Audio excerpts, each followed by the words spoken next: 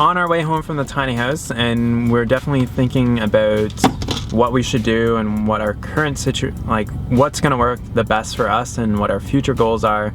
And so we're gonna talk about that when we get home, just because we're not gonna bore you guys with more driving stuff, because I think the last 2 vlogs have been pretty scenery driving heavy. So we'll talk about it when we get home.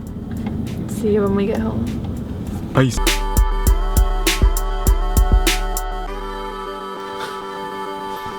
So we just got home from San Diego. So it was a very exciting 6-hour drive or 5.5-hour drive. Lots of driving over the last few days. Tired. So what we've decided and what we've been talking about is like, do we want to buy this house? Because as of yesterday, we're like, yeah, this seems like a really good option. But talking to the landowners this morning, they just weren't like they were just kind of like, well, we'll see how it goes. Like, you guys can stay here for a couple months. And we're just like, someone else is moving in next door as well. Like, they're having another tiny house move in. It would have been different if they were just like, yeah, that's so cool. Like, come on in. Yeah, we were so excited. Like, we're excited, but they're just like, you have 2 dogs. Like, no way are you staying here. And then the lady like kind of changed her mind at the end. She's like, well, we'll see how it goes. Just like looking at the house this morning and stuff, we're just kind of like it was built very... It was built like, so like the lady who owns it like built it pretty well entirely herself. Yeah. And she's doing it on a pretty, like it looked like a pretty tight budget. Like she's never built anything like that before, so it wasn't put together the best. Like structurally it was probably fine, but a lot of the details inside of the house were kind of, they weren't the best, I guess you could say. Some things were still slightly unfinished. So like the pros of it, let's look at the pros of that house, because there were definitely a lot of pros. It was parked on a piece of property. That was like the biggest pro, but yeah, the biggest con to that was just that it was like, they could kick us out at any time. It's exactly the same rent that we're paying here. Yeah. Like, and we'd have to drop $30,000 on a house.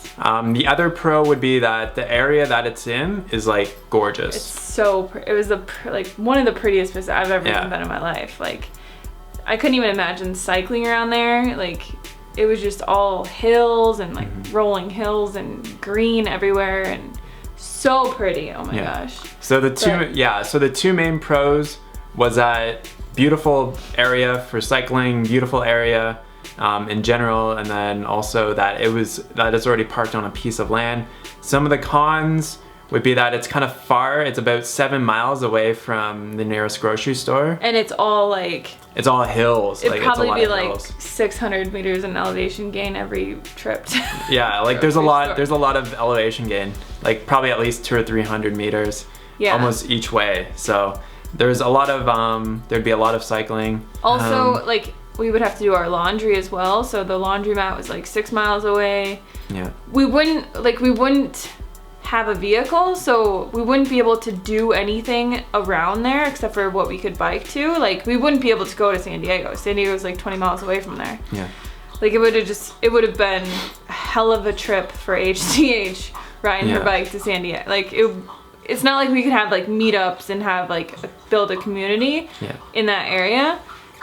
And it was gorgeous, but it doesn't really make sense for us to move there and try and save money to buy land eventually and buy a tiny house that like has a lot of issues that we don't really like. We really love the layout of it. We loved how she like built it, but there's so much that we would change about it. That we were just like thinking in the car, we're like, why don't we just have a company build one, stay here, and then we can save money to buy land and put it on land. And then Derek was like, I had the great idea, which was our original idea when we even met, was to build it ourselves. So what we're gonna do now is we're gonna stay in this apartment for probably like until like December or something. Yeah. Because it doesn't even make sense to move to San Diego in the middle of nowhere, which it was El Cajon, California. So we would have been in like the middle of nowhere, but it was very beautiful. Yeah. And like paying someone else rent, like there were pros to it, but not that many. And like we wouldn't have been able to save, it would have been the same, like saving money wise, because it was the same in rent, but we would have to drop 30 grand on a house. Yeah. You know, so like it's the same as staying here. So what we're gonna do is find a piece of property here that we can build the tiny house on, get a trailer, build the tiny house, move it to a piece of land from there. Yeah. So that's obviously like the pros to that would be like, you know, we can customize it and build it exactly how we want it. Yeah. We can build it as we go. Like we don't have to drop 30 G's on a house right now. Yeah, we can just kind of like pick away at it over time. And we'd have to, like we're gonna have to buy a truck. So even if we did buy a piece of land, like somewhere like how that was, we would be able to drive to San Diego and have like meetups and like do things like that. The other pros are just like we'll be able to salvage like 90% of it. So well, I don't know about 90%. Well, a lot of it. We'll try to salvage as much as possible. The biggest pro I think is that that's what this channel was going to be about, was us building our house. And like it was gonna be, you know, the house in Hawaii, and we were gonna move to Hawaii and like build it there. And then we're like, well, let's just move to California and build it there.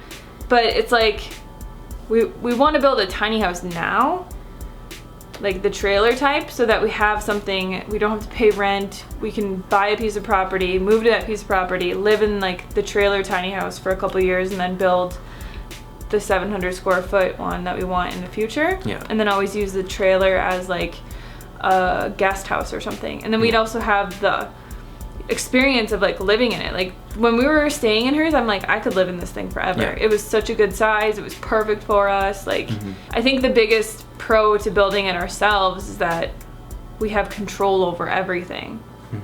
And we'll be able to save a lot of money. Yeah, that's a big thing about getting it exactly how we want, because like even when I was in that house, I was already thinking like, how would I change this? Like constantly thinking I'd rip this out, I'd take that out, etc. I'd redo all this.